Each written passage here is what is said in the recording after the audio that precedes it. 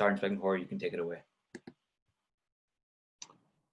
So first of all, UC Davis, I say definitely get some people from UC Davis because that's where I went. So I was a big fan of that school. Yeah, we actually do have a lot of people from there. It's a great school. I had the best time of my life there. I definitely learned a lot. So to kind of tell you about myself, I was hired in October of 2001. So I've been a police officer for just under 20 years now. I grew up though in the Bay Area, so I didn't actually live in Milpitas. I actually had no idea about Milpitas until I started testing. So I grew up in Pacifica and San Francisco. And during that time, I started testing. Once I graduated from Davis, I actually started testing at different agencies in the area. And a family member of mine recommended Milpitas because I wanted to work in, not in a large city, but more of a small town feel, something where you kind of know the community.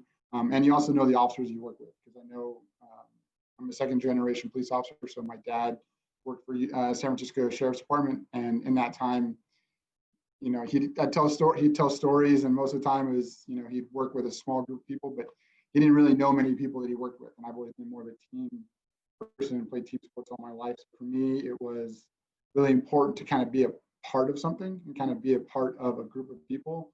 And that's what I like about Milpitas. I know everyone here. Everyone knows my name. I know everyone's name. We kind of jokingly refer to everyone in our phones by our badge numbers. So you know anybody and everybody here, from the records department to people that work in the evidence to dispatchers, and then to the admin staff. So it was really important for me to have that feeling of not only having that team-oriented feeling, but also having that getting to a small town where you have maybe more moments where you actually get to interact with people on a day-to-day basis. In terms of me, myself, in that almost 20 years I've been here, I've kind of done just about everything at this department except for traffic. I'm not a big fan of traffic. But I've done patrol work. I've been a field training officer where I'm actually training officers on how to be a police officer, because there's more to being, you don't just get the badge and the gun and they say go out there and do some good. There's also a lot of different steps that you have to take before you can get to do those things. Also, I've been a detective, so I was a child sexual assault detective, where I did nothing but investigated crimes involving children. And I did that for 3 years. That was very difficult, but definitely a very super rewarding position when things went the way that we wanted them to in an investigation. So definitely a lot of impact that we had, and that's one of the things I loved about that position. I also worked as a canine officer. I worked with canines in 8 years. Me and my canine partner, Eddie, we worked for 8 years in the streets. He worked also as a canine SWAT dog. So I had that aspect of things of working with canine. I was a SWAT officer for 12 years. When I got promoted to sergeant 2 years ago, they essentially removed me from the SWAT team to give other people a chance, which was sad, but I am getting older, so the wear and tear was beating me up a little bit. But that was also that kind of that ultimate team feeling of knowing everybody and always kind of being trusting each other in those difficult situations. Now I've been fortunate that I've been placed in charge of our public community relations, or PCR department. So this position, I oversee a lot of our public outreach. So when SAMP reached out to us in the past, not only for this interview, but also when they were awesome enough to give us some cards to say thank you and appreciation for the officers that we have and our staff. I worked with them, and I was fortunate enough to get to meet some and take photos with, and I was able to hand them out to the officers, and it was really a nice touch because everyone who received one, they didn't know what it was at first, and so it was nice kind of going through and explaining things and having them understand where it was coming from. It was coming from the public and the people that we work with and we work for. So it was definitely kind of fun seeing that. But I've been doing a lot more of the social media. So if you look up on our Facebook and Nextdoor and those things, you'll see my name quite a bit. It's a big, giant, long one, as you can see. And yeah, so we do a lot of community outreach. Unfortunately, it's a little less than we normally do. So our National Night Out, our Citizens Academy or Teen Academy, and other things like that have kind of been placed on hold due to this COVID. But once things hopefully get righted and people are back to being able to interact with each other, we'll get those programs back and running. Priyan, do you want me to just keep going with the next question, going step by step, or did you actually want to ask them? Um, I think you can go step by step. Okay. Yeah. So the next question was kind of like, what is my typical workday like? So for me, I think that question is a little loaded because it really depends on who or what position you have in the department. So officers here kind of wear a lot of hats. And so because we're a smaller agency, we don't have the numbers or staffing to like just dedicate to, you do this job and that's all you do. A lot of times you have to kind of wear a lot of different hats. So case in point, when I was an officer, I was also a life support instructor and a driving instructor. So if there was an accident that someone was involved in and they had to be retrained, I'd have to take time out of my day, schedule training with that person, come up with a lesson plan, and actually train the person and kind of go over their accident, what they did wrong, and then come up with a plan on how to best train that person so that they can kind of maybe learn from some of their mistakes.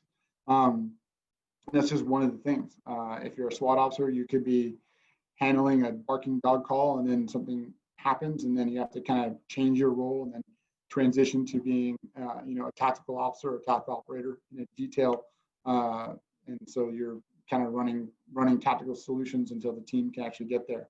So it really depends on your day. For an officer, your typical day could be anything from like I said, a barking dog call or a neighborhood complaint regarding graffiti or something, maybe a disargument or a disagreement between neighbors, or it could be a domestic violence call or a gang-related call or a robbery. So working in patrol as a police officer, you never really know what's going to happen next. It's kind of one of those things where your 10-hour shift is essentially kind of at the whim of whatever happens or whatever calls are generated. Whether it's an officer pulls somebody over and someone tries to fight an officer, or you have an officer, maybe didn't speak nicely to somebody and somebody didn't like it and there's a complaint. So again, it kind of takes on different roles. If you are a detective, a lot of times you're doing follow-up on cases and doing interviews, writing warrants, and you're doing a lot of the legwork that happens after the initial investigation.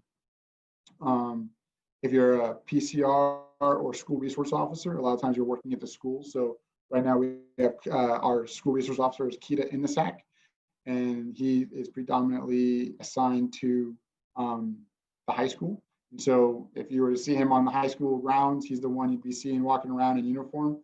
But he primarily is associated to kind of help with any criminal violations that are happening there, or just sometimes just maybe reaching out and talking with students. At least I hope he is, because that's what I want him to do. But your job is never really the same no matter what your task is. And so things kind of come up during the day, and that's one of the exciting parts about being a police officer is you never really have like a static day. It's never like you get to go to work and you just know what to expect, because every day is different. No day is ever truly the same, and every call that you go on is different. And that's one of the kind of exciting things about being an officer that drew me towards this position itself. So the next question is, how did you know that you wanted to be a police officer? For me personally, a lot of it came from my dad, seeing him and all the things he did when I was growing up. There's a lot of things, just being enamored with my father. He was a really good role model for me. But he, was very idealistic, and he had a lot of, always wanted to be someone who helped out, and he kind of instilled that idea of service. Because a lot of what you do is, you can ask my wife and daughter. They both say that I seem to spend way more time here than I do at home. And that's because there's a lot of things that in the department, especially in Milpitas, that we do that really there's an outreach level and a level of service that we try and provide. And that takes a lot of effort. And a lot of times it's after hours and not even when I'm at work. So, for me, it's always liked being in that idea of service and kind of being able to see what I can do to help people. But at the same time, I never liked bullies as a kid. I know I was bullied a little bit when I was really young, because when I was younger, I was a pretty runty kid when I was first growing up. Thankfully, I grew. So now I'm like 6'2", 250. But it's one of those things where I just never liked people that would pick on other people just because they had the ability to. And so it always bothered me. And being a police officer, you kind of get to step in and sometimes help those people that maybe don't have voices or are afraid to stand up for themselves. And you kind of get to do it for them, which is also a nice little aspect of this profession, I think, gives us the chance to kind of reach out and help and make a difference in other people's lives that maybe you didn't realize. The next question is going to be, what do you love most and least about your job? So one of the things that my dad never told me and no one ever told me when I first started applying for law enforcement is how much report writing is involved. You got to write a report for almost everything you do. And so the going theme that we've always tried to train people when they're being trained as an officer, when they're first starting, is that if you didn't write it down, probably didn't happen, or at least it didn't happen in the eyes of the court. And so a lot of times, anything that you do in this profession, if you know that it's going to go to court or if it's going to be involved in some sort of litigation, you have to make sure to document it so that you can document what you did, why you did it, kind of the who, what, where, and why of things, and then what the outcome was. And so a lot of times, you may sometimes find yourself, 8 or 9 reports down in one day, and each report takes about 20 minutes, 30 minutes to do. So a lot of times when you see people, you see officers parked on the side of the road, they're not just sitting there talking to their girlfriends or boyfriends, they're actually probably writing reports a lot of times. And that's just, sometimes you just have to, you can't have all the fun, you got to actually do some of the legwork of writing and documenting. It's really important in this profession. And it is a really important part of the job. It's not as fun as some of the other stuff. And then what I like most about my job, kind of like we talked about earlier, how no day is ever the same. For me, that no day is ever the same, but you're kind of helping people solve their problems. There's a satisfaction from that. My wife, if you asked her, she'd probably tell you that I'm kind of a fixer. So I try and, there's a problem, let me try and fix this for you. And I kind of tend to do that. And I think that's inherent in most police officers, that, our job, we try and get in there and find out what the root of the problem is and fix it and move on to the next thing. And so I kind of have that feeling where I like, getting the ability to help people, whether they know they want it or not.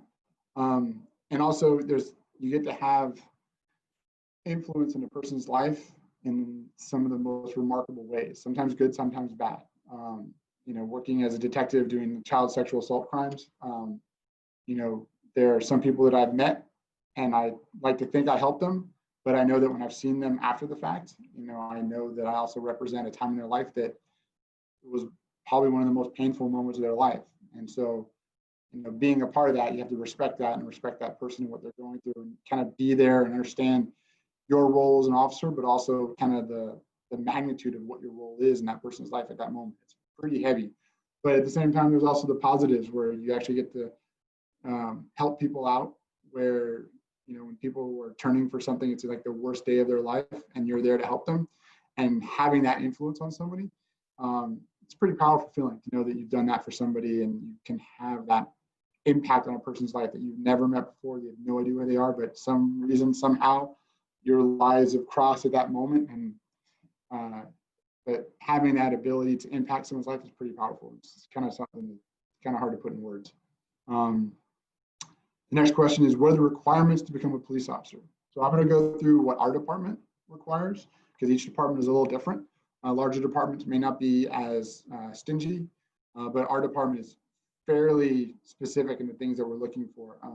So for us here at Milpitas, you need to have the minimum of an AA degree or associate's degree, but I'd say a majority of our officers have degrees. I know myself, I was a double major at Davis, so I have a degree in political science and English because I love reading.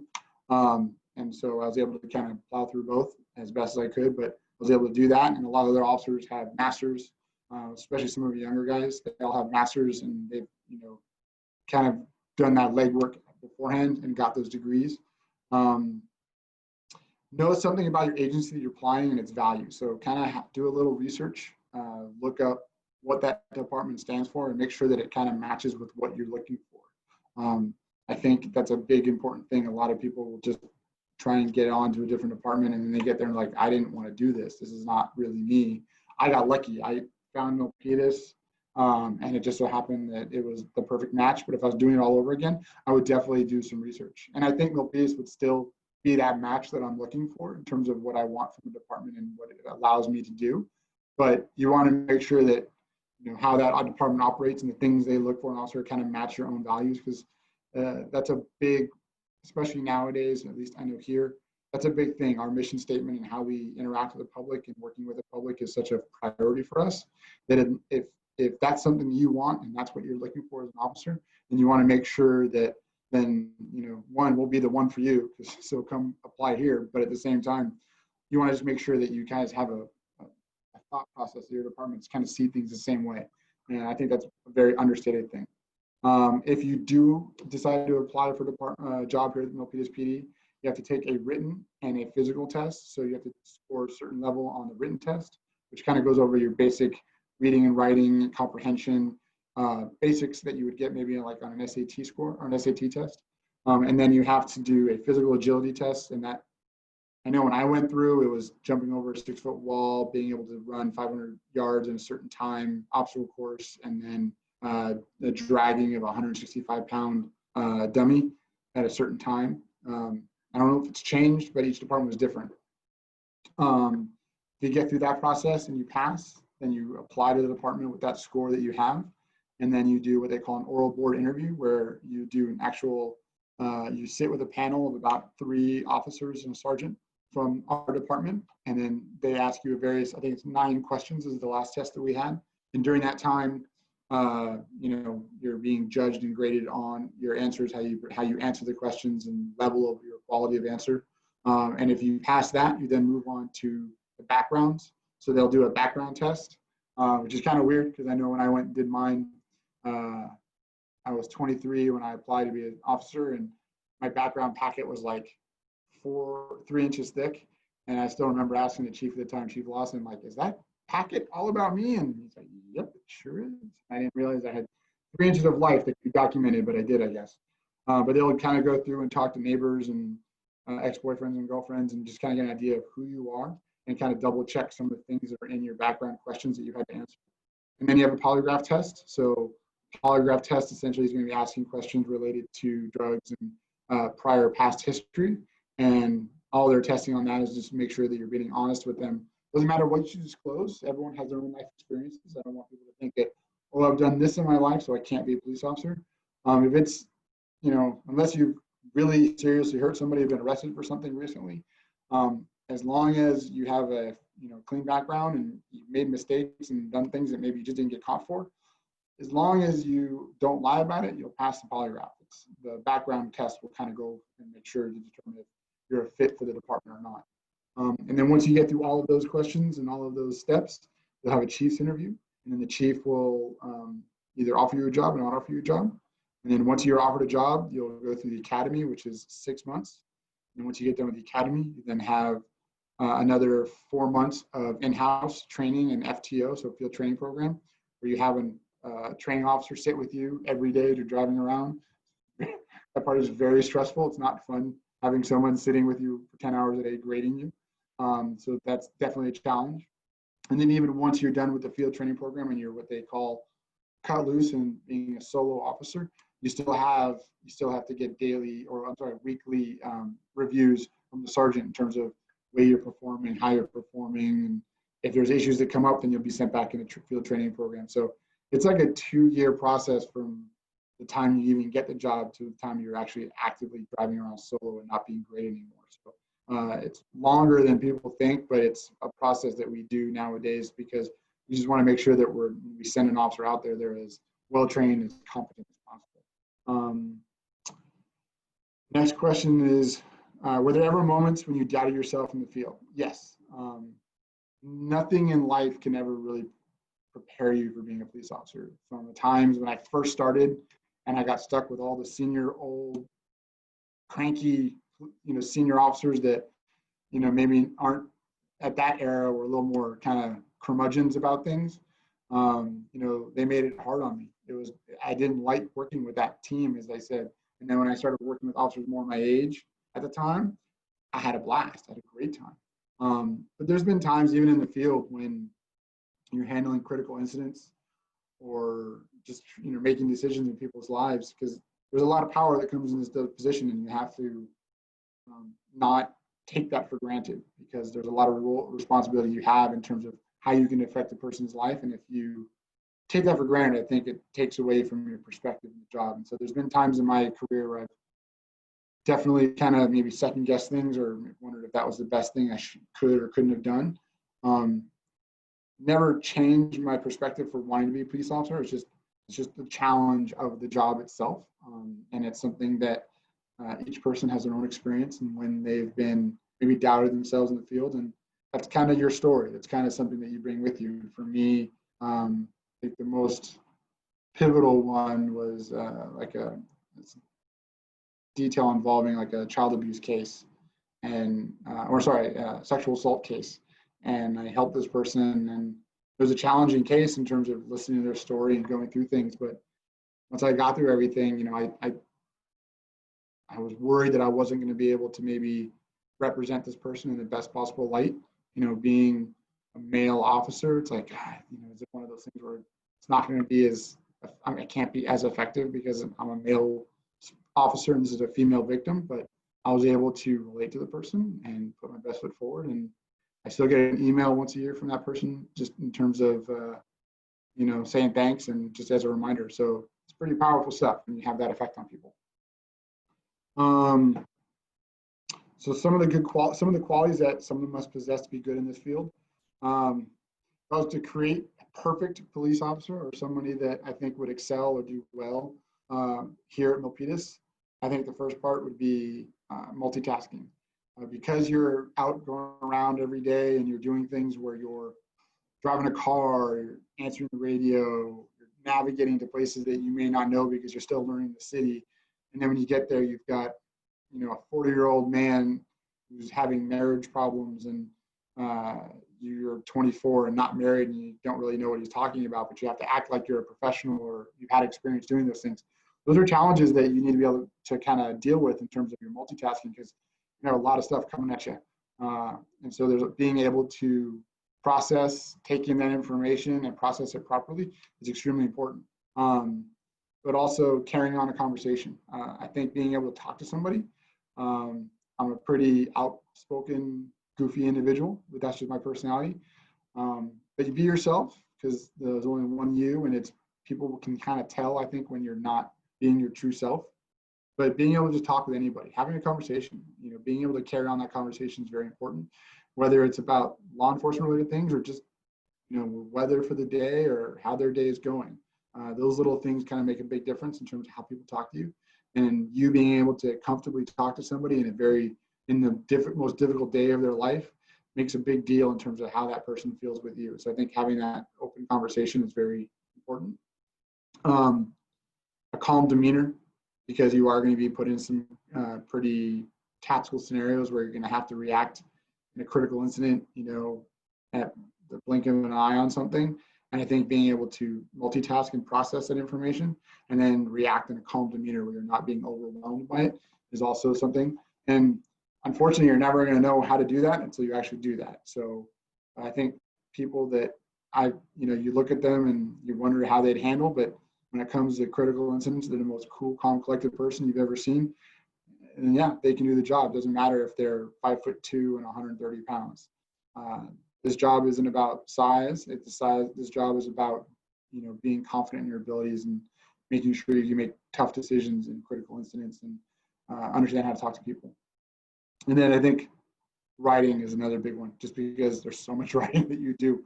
So being comfortable in terms of how to document an incident and getting comfortable with that process and how you do it and do it in the best possible way. So those are some really important, I think, traits to have to be successful in this field. So kind of, we touched on it earlier, but what advice would you give to someone who's interested in this career? Do your research and find out if that department or just that field or that department is a good fit for you. This is a career. This is not a job. This is not something where you get into like, I feel like being a police officer today. It's a career. It is definitely something where you kind of, I have a friend who is a engineer. So he's a mechanical engineer, and he moves from job to job every 5 years and doing mechanical engineering work, but in different fields.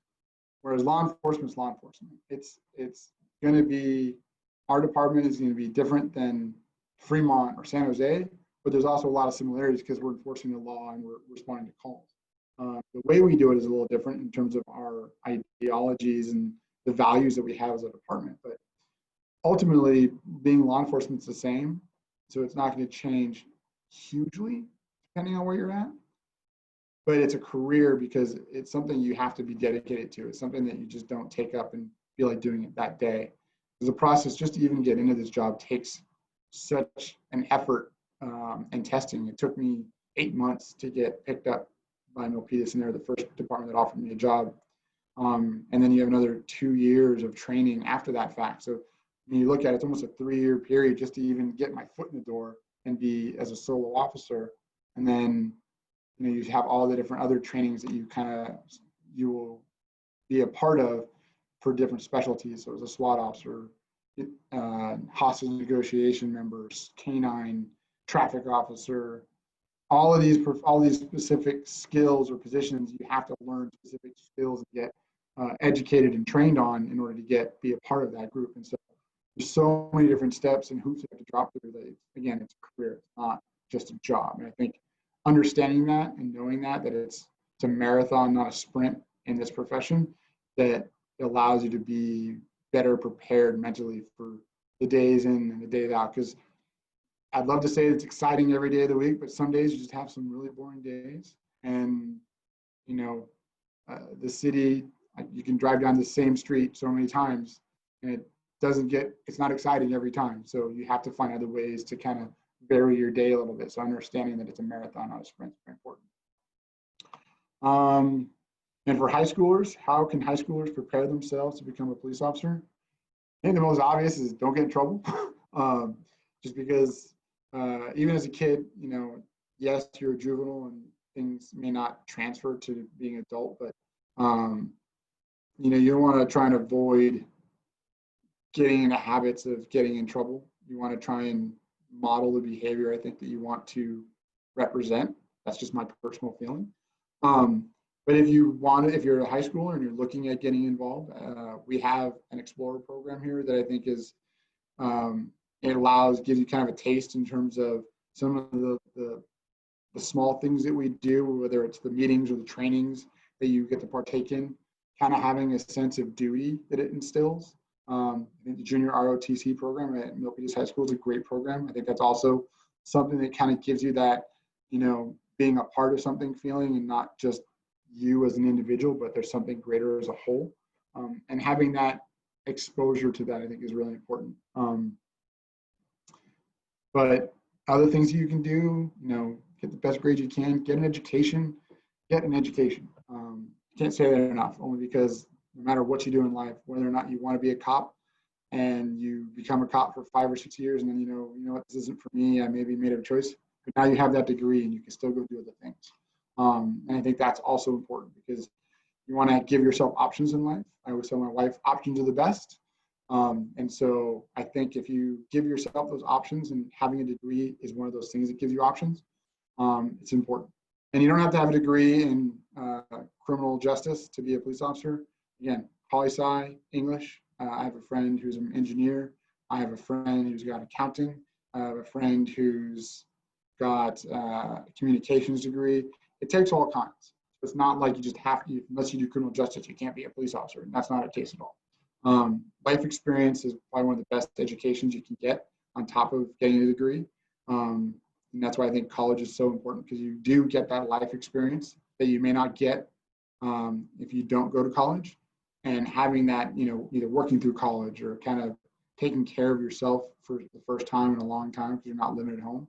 Those are all things that help you grow as a person and help you kind of become an adult, which are things that you can apply, because we all apply our own personal experiences to how we do things in a job that we do. And that's even more so with law enforcement, because how you hold yourself, the values you hold for yourself, and the way you carry yourself is very important in this profession. And I think it comes through not just in your education, but also in terms of your life experiences and then how you apply that to this job. So I think those are some of the things that a high schooler can do to best help prepare them. Just get that education, maybe do some research, but yeah, it's all kind of a total package. And Brianna, I think that was the last question we had. Yep. All right. Thank you so much, Sergeant Speckenheuer. Sorry if I kept going on. Sorry, I didn't get that. Sorry if I kept going on and on. No, that was great. That was right on time too. All right, so if you guys have any questions for Sergeant Speckenheuer, go ahead. I have a few questions myself, but if you guys have any, then you guys can start off. Um,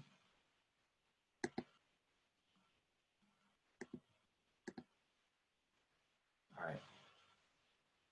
So you can either type your question if you have a question in the chat box, or you can unmute your mic and say it out loud. I'll just start off with one right now that I had. Was working with working with like children sexual assault and everything, did that take a mental toll on you? Yes, Okay. very much so. At the time, I put in for that position because I thought, based on some of the cases I've worked in the past, that I had a knack for it in terms of being able to relate to people. And so that was part of the reason that I put in for that position in the first place. And when I put in for that position, my daughter was 3 years old at the time. So I didn't really realize how that would affect me, knowing that I had a 3-year-old daughter at the time when I'm investigating, pretty much interviewing kids that are a year or two older than her at the time regarding some of the worst experiences they've had. And it was draining in terms of, emotions. But at the same time, I also think, looking back on it, when you're in the middle of it, you don't really think about that as much. It's more something you kind of reflect on. I just knew that I was stressed a lot during that time. My wife could attest to it. Maybe been a little more short fused at home than I should have been, just because I was stressed out or I was thinking about work. I was always thinking about work, because when you would go home for the weekend or go home for the end of the day, your mind is still on the cases, because cases don't go anywhere.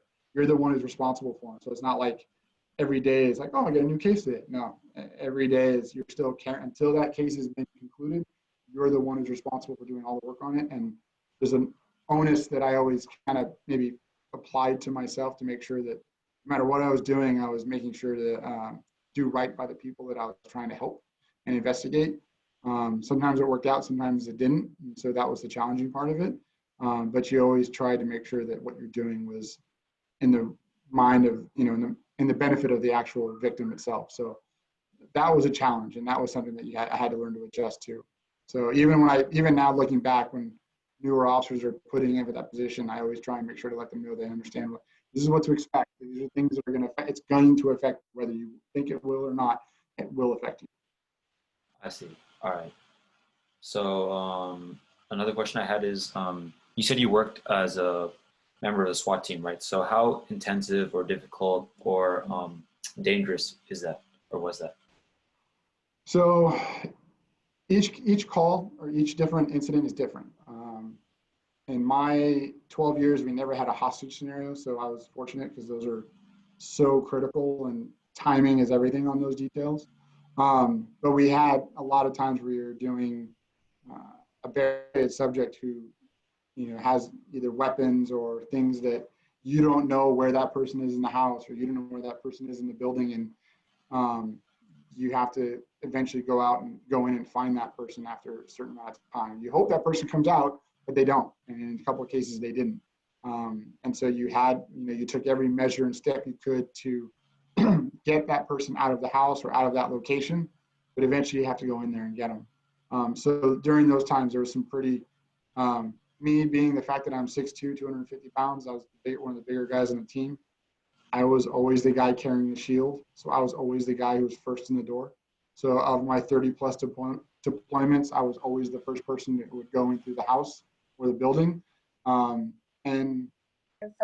there was times when you just didn't know, what to expect. And that was, I guess, the scary side of things, but that's just what it was, and you deal with it. So the keyword here is might not have, so. Okay. All right. I don't know, did that answer your question? Yeah. Sorry, it was just some other audio was coming. That's all it was. Yeah, you did, definitely. All right, that makes sense. Okay. I had a few more. One question was, does the major you do in college affect your role in law enforcement or your role as a cop? No, it doesn't. You can, like I think I said before, doesn't matter what your background is, whether it's psychology, history, political science, an actual like biology class. My best friend here at the department, he's a biochem major. Um, it doesn't matter, and it's not going to be something that, oh, you did this in college, so you can only do this at the department. No, everyone, especially here, wears so many different hats and so many different roles.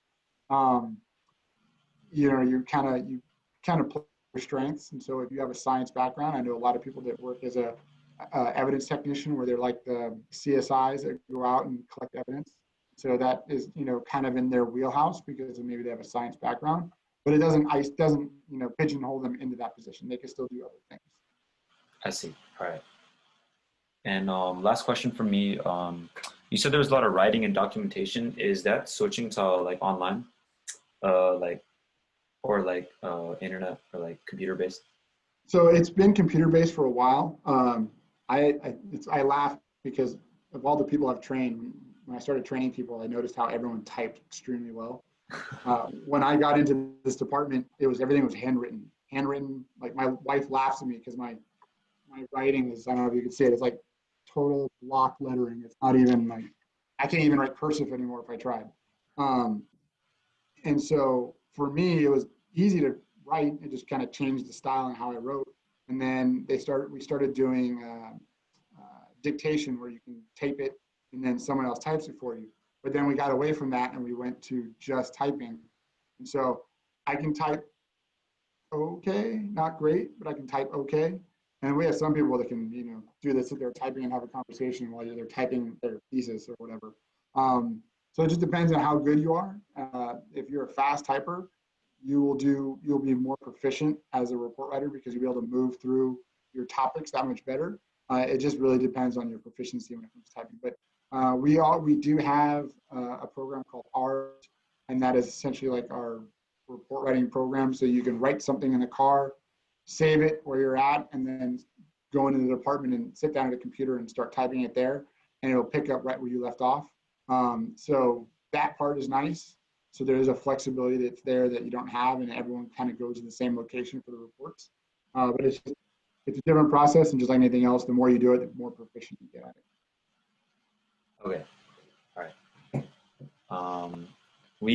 I didn't see this, but we had one question in the chat box from Yadro. He says, if you were in charge of making the requirements needed to be a police officer in California, is there anything you would change, or what would you change?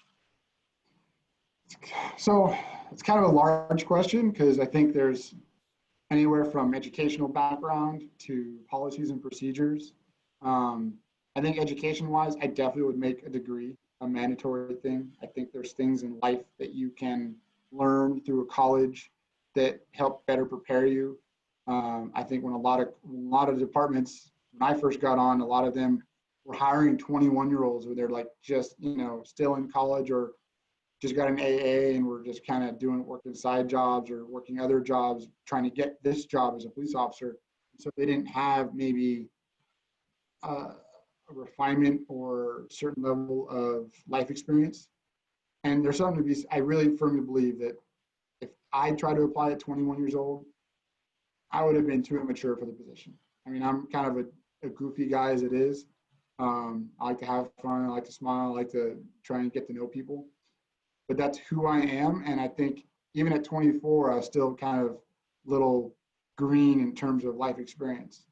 So I do believe like a degree kind of helps get you there a little bit because it kind of forces you to get an education, have that follow through of finishing something. So when it comes to requirements to be a police officer, I think that's important.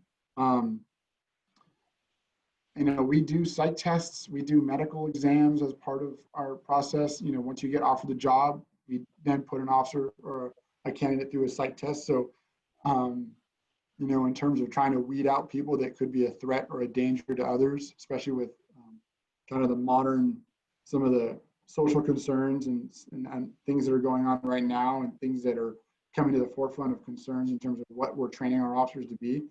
Those are things that are, we try and weed out as best you can, but even I'll honestly say even now in my life, I'm 43 years old, and who I was when I was 24 is definitely not who I am now, just through life experiences. So even just doing this job, there's going to be things, and your viewpoint of stuff will change in terms of how you see people react and how they do things in the public. And, that you just can't help but not be changed by those things that you see. I don't know if Mr. Valle has another, maybe more specific aspect of that question, or if that answered his question. Yadra, if you want to talk, you can talk too. Or all right, he says that. Yeah, you answered. Got it. All right. I think that marks the end of our session. Thank you so much, Sergeant Speckenheuer. That was really informative. Absolutely. And if anyone who's in high school is still looking, for an experience towards law enforcement, unfortunately with COVID right now, we're not having explorers. We've that program's on hold, but once things resume, we're going to be starting the program back up, and we don't have a limit on how many people we can take. And so I think we have about 8 right now, but if people are interested, we're more than open to letting people try it out and see how things go. What's it called again? The Milpitas Explorer program. Okay. If you call 408-586-2400 and ask to speak with Officer Kita Indisak, he's the school resource officer who works at the high school. He's also in charge of our Explorer program. He's the best person to get in contact with in terms of how to apply and some of the steps, because there is an application process that's on the city website. So if you go to Milpitas PD city government website and look up for the police, there should be a tab for community relations and explorers, and there should be a link to different forms that you would need to fill out to apply.